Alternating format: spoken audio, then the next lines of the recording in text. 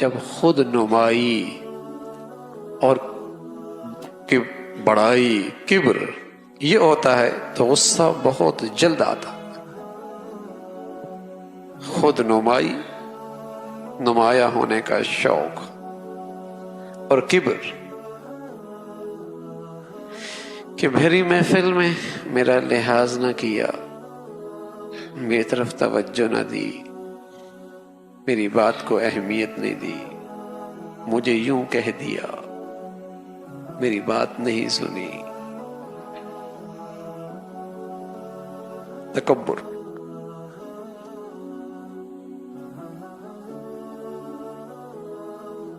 اسی سے یہ گندگی پیدا ہوتی اور ساری روحانی زندگی کے لیے موت کا سبب ہے.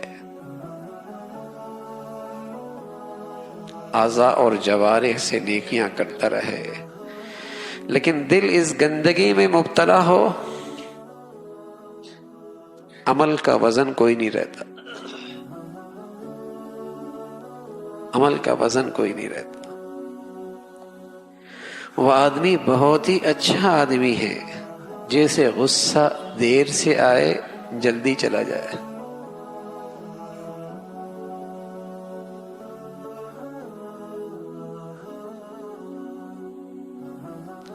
وہ آدمی باکمال ایمان والا ہے کہ قدرت ہے پھر بھی معاف کر رہا ہے. غصے میں شدت کی گھڑی ہے پھر بھی قابو میں رکھتا ہے، پھر بھی قابو میں رکھتا ہے. باکمال آدمی.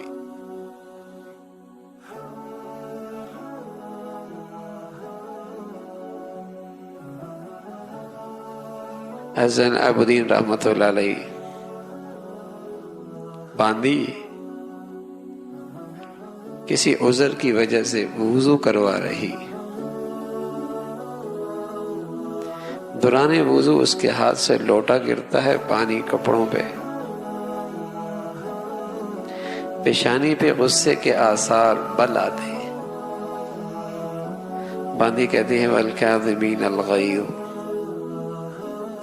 اللہ کے پیارے بندے تو غصے کو پی لیتے.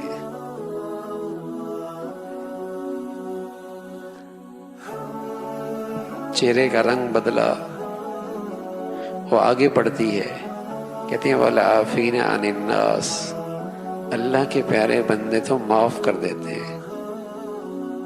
کم معاف کر دیا. وہ آگے بڑھتی ہے واللہ یحب المحسنین، اللہ کے پیارے تو احسان کرتے ہیں، کہا جا میں نے تجھے آزاد کر دیا.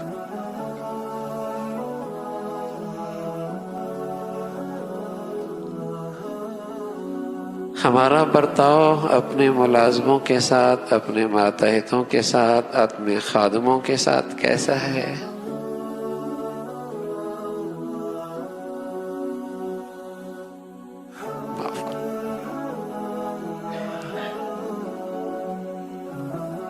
ہمارا برتاؤ اپنے ماتحتوں کے ساتھ، اپنے ساتھ والوں کے ساتھ کیسا ہے؟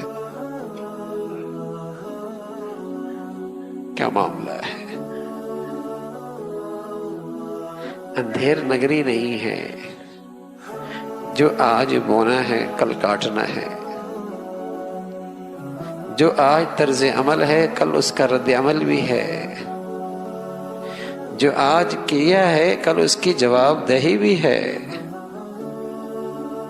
ہو سکتا ہے دنیا میں کوئی بھی مجھ سے باز پرس نہ کرے، لیکن وہ حاکموں کا حاکم، بادشاہوں کا بادشاہ، اس کی نظروں سے تو میں اوجل کوئی نہیں، اس کی قدرت اور طاقت سے تو باہر کوئی نہیں. لہو مقالید السماوات والارض، ہر طرف اسی کی کناتیں لگی ہوئی ہیں.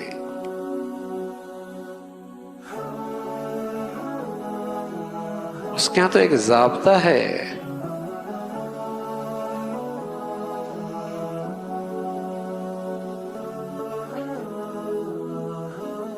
تو بڑائی ہے، خود نمائی ہے، اور پھر غصہ ہے.